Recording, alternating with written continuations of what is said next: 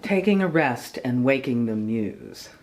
My husband and I recently returned from a trip where I filled my hours with road trips, masses of changing autumn leaves, an unexpected tour of the Connecticut State House, a writing workshop, out-of-town speakeasies, and becoming pleasantly tired and fatigued.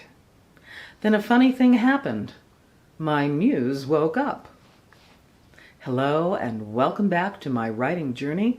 I'm Ellen Byerrum, a mystery writer who also pens thrillers, children's books, short stories, and plays. I was a journalist in Washington, D.C., and I am familiar with deadlines as well as heroes and villains. I comment on writing, news about the industry, and occasional other issues that occur to me, as well as writing tips and tricks. If that sounds good to you, please subscribe to my YouTube channel and give this a like. About the muse, don't get me wrong, if you're a writer, you can't wait for inspiration. You don't need the muse to tap you on the shoulder. You write whether the muse comes around or not. But sometimes I wonder where the muse has gone. It turns out mine needed a long nap while I attended a ghost story writing workshop at the beautiful Mark Twain house in Hartford, Connecticut on a dark October evening. I was working on a play, a comedy about Edgar Allan Poe, spooky enough to work on at Twain's house in late October. Not long ago, I had an idea that this play about Edgar should be a musical. I know nothing about penning musicals. I mean, really, isn't writing hard enough? So I tamped down that idea. Go away, saying it's not a musical. But on the one day of our trip that I was going to take a nap, just as my head hit the pillow, I heard lyrics in my ear, and then I heard a list of song titles. It was almost as if my lazy old muse was there at my shoulder. No, wait, I want to take a nap. Here is a truth about writing.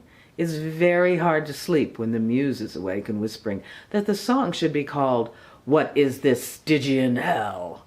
And it is to be sung by Edgar as he is pulled from his after-death sleep. He is not happy.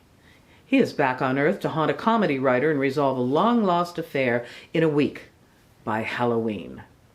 I have never written a musical, but I have heard every song's got to move the action forward. Songs should progress the play. I tried to kick back the muse, but then I started hearing more song titles. In addition to "What Stygian Hell is this?"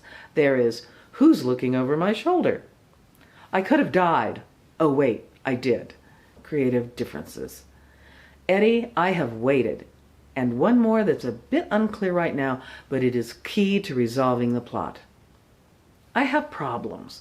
I don't know any composers who might be interested in working with me, and it seems, like so many other things I have written, this is an impossible task.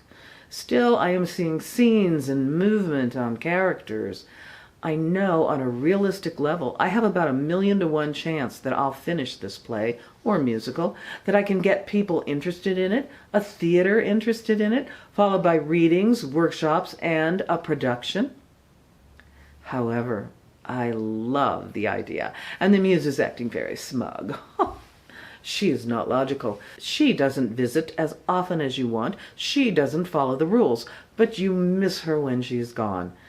And I remember that sometimes 1,000,000 to 1 chance happens.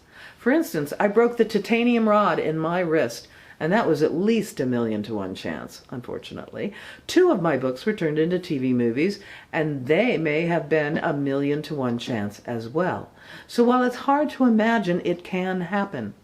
I hope I can finish the play. But first, I have to finish my current book. What advice do I have?